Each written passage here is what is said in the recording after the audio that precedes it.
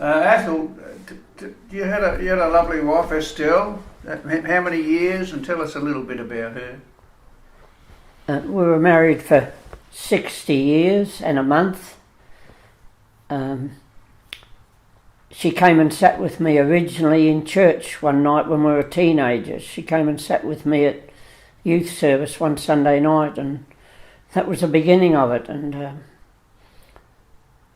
I courted her for 5 years because I had to do a long apprenticeship with her mum, because I had a motorbike in those days and they weren't very popular with mothers whose daughters were attached to them, and so I did a 5-year apprenticeship with her, and then eventually we married, and it was such a beautiful, special time. And another lady in the church who still remembers it, and she came to me not so long ago, maybe 6 months ago, and said to me, "I used to love to sit behind you and your wife in church because you're always holding hands." And that's the sort of love and friendship we had over all those years, and so special. But it was God ordained, so yeah. And she gave you 3 children? Yeah, 3, 2 boys and a girl. Right. And you've been parted for a little while. Tell us about that. From my wife? Yes. Yeah, 2015 the Lord took her home, which was, I realise now, I didn't at the beginning. I struggled with it, that I'd lost her, but the Lord knew best, and He knew the miserable life she was living, and even though I thought I was doing my best, but in the end I realised that He healed her and took her home, and that was the best place for her, so I became content then. And you cared for her for many years. She had a disease? Yeah, she had dementia and Alzheimer's, and I cared for her for 7 years in the home, and with some help from government sources and that, but yeah, so that was a good part of my life to be able to care for her at last. She cared for me for those 60 years. So. And on the last day, what happened then? Oh, the night she passed away, yeah.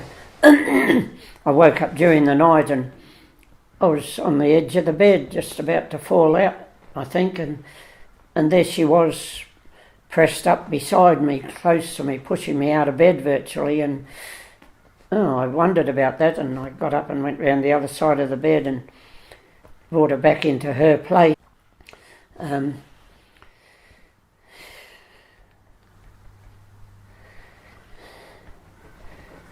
But I took her back, and I didn't seem to hear her breathing too much, so I got back into bed with her and snuggled her and loved her and thought I'd spend the night with her. I thought she might be gone, and then I thought, no, maybe she's not, I don't know. So I rushed up to the big house and got my son-in-law, who's a doctor, and he came down, and yeah, she had passed away, but I wrote a poem about that night, and I called the poem "My Darling Came Near to Say Goodbye," and that's what I believe she did. She knew she was going to be with the Lord, so she hadn't moved for years in bed when I put her there, and I believe she came over to say goodbye to me, and Beautiful. Beautiful. I'm sitting with Athol in his home down by the creek. He's got a beautiful log cabin, and he's written this book. I've known him as a father. Thy word is a lamp unto my feet and a light unto my path. It's a beautiful book, as you can see, but in the book are many poems. Now, unfortunately, Athol has lost his ability to read because he's gone blind. But he's asked me if I'll read this story from his book. It's about when his wife died. His wife was Estelle, and they lived in this log cabin for 20 years or something, or several years before she died. So I'll read the poem, "My Darling Came Near to Say Goodbye." This poem commenced the night Estelle passed into glory. On the following nights I would sit up so late writing. My eyes would be hurting so much that I would be driven to bed and to sleep, hopefully. Woken in the early hours of December the 12th, 2015, Estelle had come across the bed and on me to lean. I lifted her back, but there was no response from her. I hugged her, pleading and praying that she would stir. I would hug her till morning, but perhaps there was still life. I ran to the big house calling Steve in my hurt and strife. My fears are confirmed, there is no hope. Steve now takes over, I'm unable to cope. My darling wife was called home today. I pleaded with her as with her frail body I lay. Beside me she looked so lovely and so content. For 60 wonderful years she had to me been lent. My last moments with her, there is terrible pain. She had suffered so long, now my loss is her gain. I'm so lost without her. She was always by my side. Please walk with me, Jesus. Come and be my guide. And over the page, it's a lovely book, beautifully prepared and finished. So wonderful to know she is in a better place. Yet the nights are so long.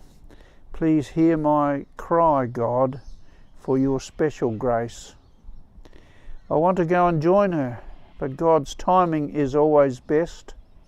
God, help me to continue to serve you and not just be the guest. These words come in pain and so late at night. Now with my eyes so sore, I will sleep till day's light. Morning light, and it's so lonely without her by my side.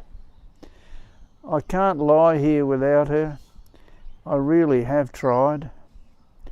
The family is with me now, in their own grief and loss. The boys, Duncan and Rod, with our daughter, Toss. Our wonderful family with grandchildren and one great-grandchild now. I pray that something of Estelle's beautiful life is seen in each one of them somehow. So special to Estelle and I, our Christian family at KBC.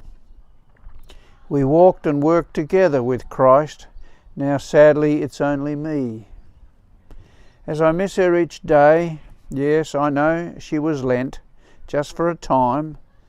As you walk with me, Jesus, may for you my life shine. The days are so busy for family as we prepare to celebrate her life. They have put the service together so wonderfully without a moment's strife. The eulogy, the slides, the music, and to those up front, it's all in place. Rick has it all in hand and is ready to cover just in case.